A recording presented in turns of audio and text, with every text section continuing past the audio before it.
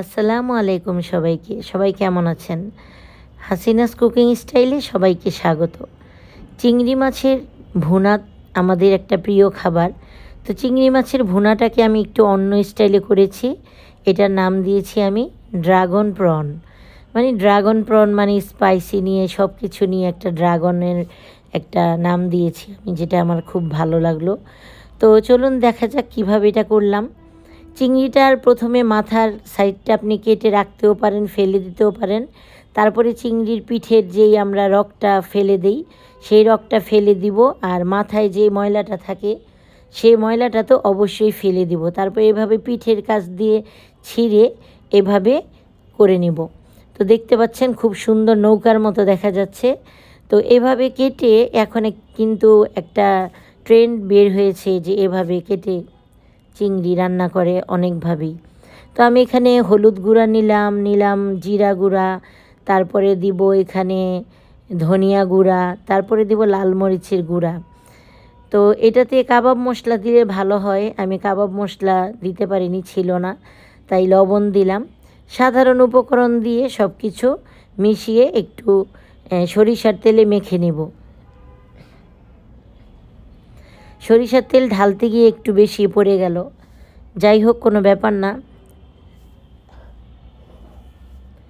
এরপর সরিষার তেলের যে মশলাটা আমি মিক্সড করলাম সেই মশলাটাকে আমি সবগুলো মাছের মধ্যে দিয়ে দিব।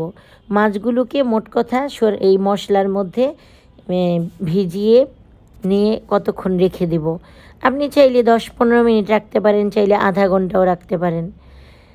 তো আমি কিছুক্ষণ রেখে অন্যান্য রান্না করলাম, করে এটাকে আমি অলিভ অয়েলে রান্না করব। অলিভ অয়েল তেল দিয়ে এটাকে ভেজে নিলাম। এটাকে হালকা ভাজা দিতে হবে, বেশি ভাজলে শক্ত হয়ে যাবে। তারপরে সেই তেলের মধ্যে রসুন কুচি, পেঁয়াজ কুচি দিয়ে নেড়ে চেড়ে ভালো করে যখন এরকম কালার হয়ে যাবে তখন আমি এটাকে একটু টমেটো কেচাপ দিয়ে দিলাম। পিওর টমেটো দিলে ভালো হতো, তো ছিল না বাসায়। কেচাপ দিলাম একটু সয়া সস আর একটু দিলাম চিলি ফ্লেক্স দিয়ে এটাকে নেড়ে চেড়ে ভালো করে মশলাটাকে ভালো করে মিক্সড করে নিব। তারপরে দিয়ে দিলাম ধনেপাতা কুচি। এটাতে চাইলে আপনি কর্নফ্লাওয়ার দিতে পারেন, আমি ভাত দিয়ে খাবো বিধায় কর্নফ্লাওয়ার দিলাম না।